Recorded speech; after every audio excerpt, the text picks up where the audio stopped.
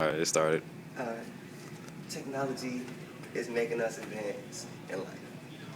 As you watch throughout the years, so much has changed.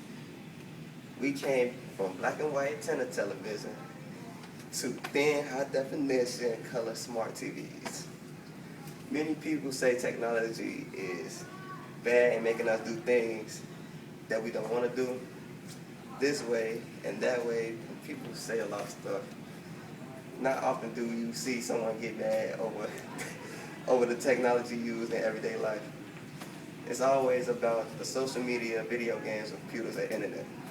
Then forget that social media helps you interact and become more sociable, or how video games are fun and help you relax, or how a computer has helped you complete college assignments and help you get through high school. If you constantly give negative comments or opinions, of course it's going to seem like it's negative. But sometimes it can seem like it's the worst thing in the world, the way people put it. But that's until you throw in the positive. If we then advance the technology, it'll seem like we're sitting in the same room, no color, no design, just looking at the same four walls. Dual. Duh. I remember I had got my first Facebook. My mom didn't see the purpose of me or my older brother having one. She eventually made one herself. It took her a few months to get the gist of everything, but now she's a Facebook fanatic. She tells me how happy she is to catch up with old friends and classmates from high school. It's something she really enjoys. Also, it's just another way of long distance communication. It's 2 minutes. It's good. It's 2 minutes. Yeah. Oh yeah. Oh, Yeah, we. I believe that technology is very effective in our lives today because we rely on it so much since it continues to advance and get better. There are a lot of things that have changed over time, such as phones, video games, and television. And as these things change, so do we. These little bits of advancements change because it made us do something that we wouldn't normally do. Take television, for example.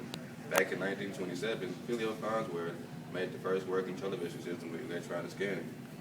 So this was obviously a huge thing for many American citizens. But it was at that moment people began asking for so much more. On August 1st, 1981, music television, or MTV, came along. And there's no telling what happened between those years. But I'm positive that it made people lazier and blinded them from what was important and stopped them from doing their overall goal for that day. TVs back then were small and actually made you get up to either turn the channel or turn it off completely compared to TVs of today where you have remote control to flip through channels as you desire. And record and rewind live television. The TVs themselves have improved too. A big broad screen that is compatible with the internet and has a clear picture.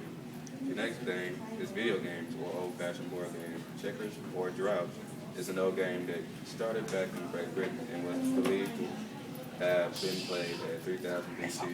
In 1977, the Atari 2600 was released in September along with a well-known game, Pong.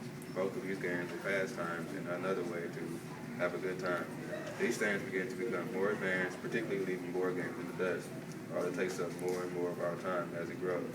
Today, there are multiple gaming devices that give everyone a good pastime and another fun moment. But we don't realize that some of these games really affect our brain by what they put in them and what they can also make us really lazy since we enjoy them so much.